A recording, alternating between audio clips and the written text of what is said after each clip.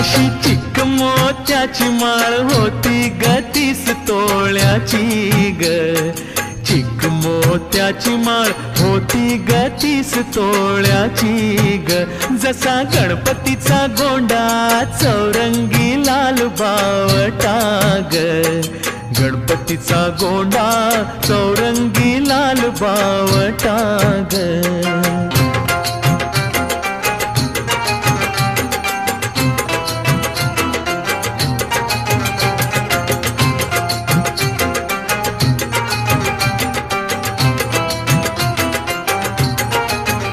या चिक माळेला रेशमी मौचार दोराग, या चिक माळेला रेशमी मौचार दोराग.